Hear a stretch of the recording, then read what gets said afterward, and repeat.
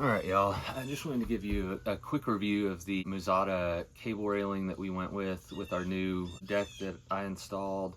What I want to do is just first give you a walkabout and so that you can see how our cable rail turned out. I'll give you my overall impressions of the cable railing as well as a demo of how to put the hardware on the actual posts, and then give you some caveats and some issues that I feel like were, for me, expensive mistakes, and hopefully maybe you can avoid these mistakes as you install your cable railing.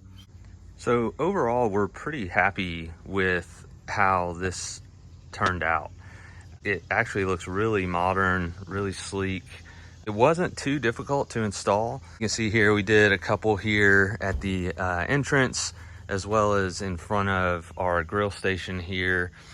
Looks really good. We were kind of back and forth between doing a wood railing and a metal railing. They do provide the metal railing, but it's a bit more expensive. So we just fashioned some rails out of some 2x8s that I split, and actually ended up pretty decent. We may replace it with metal, but I think it actually ended up looking pretty good overall.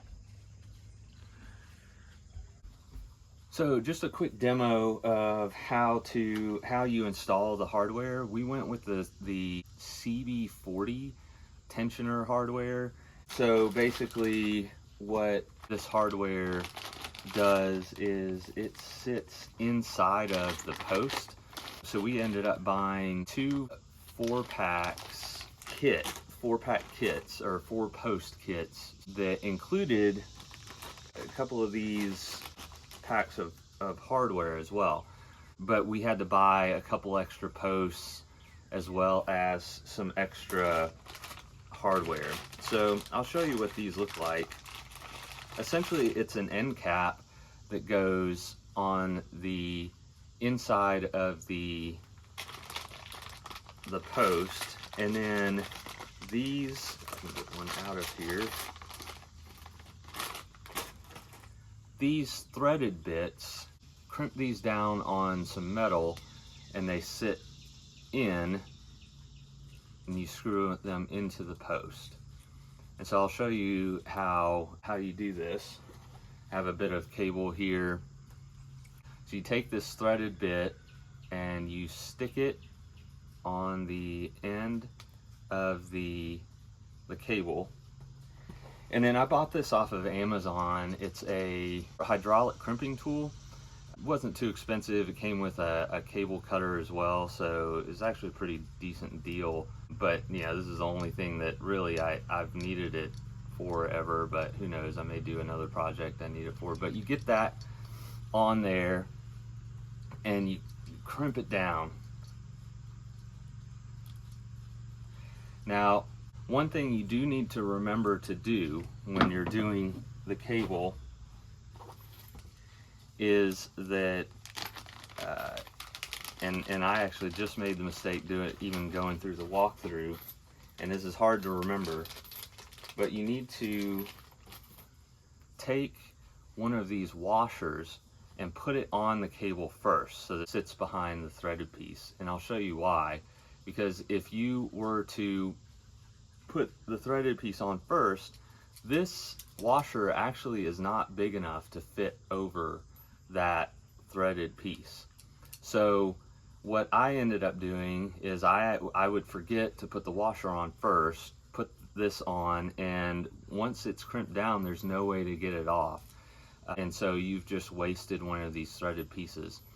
Now, a bag of these, of 40 of these, of this hardware, is almost $200. So it's a pretty expensive mistake, and they don't give you any extras in the bag in case you do make a mistake. And obviously, as a beginner or somebody who has never done it before, most likely you're going to make a mistake, and that's what happened to me. Now, one thing you can do is you can actually, if you did forget to put the washer on, and I actually ended up doing this later because I was getting tired of wasting these bits, you can, what I did was I put it in a clamp, and I got a drill bit that is just a little bit bigger than the hole here, and I drilled through it to bore it out a little bit, and then it fit over the end so that I didn't have to waste another piece. So I ended up actually having to buy a couple more 20 packs of that for like $120 a pop because of that mistake. Now I'll tell you about another mistake I made here in a little bit once I'm done with the demo. But pretty much once you get that on there, and you do have to measure and cut.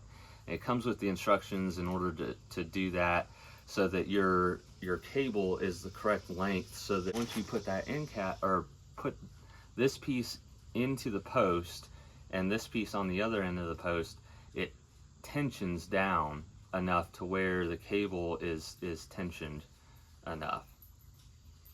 Now, it's a pretty simple process, but there's a lot of things that can go wrong.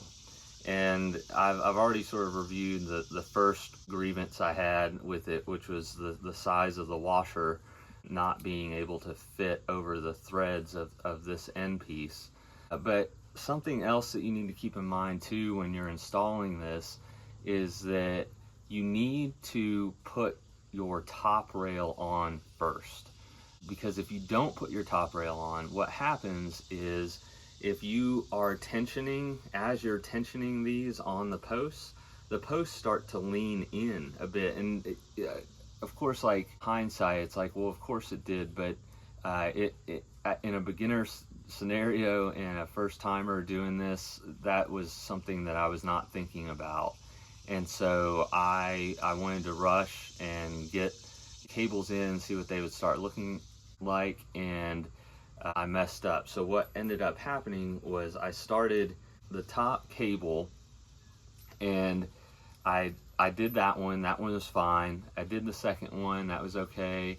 By the third one, for some reason, the top one that I did started getting loose. The posts, even if you don't notice it, they are slightly starting to lean in with every tension, with every cable that you tension down.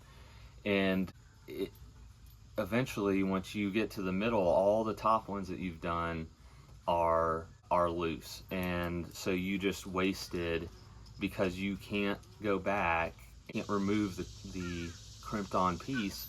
All of your cables are the incorrect lengths, and so even if you were to straighten those out and put a top rail on and then redo it, your cables aren't going to be the right length, and you've just wasted a bunch of pieces.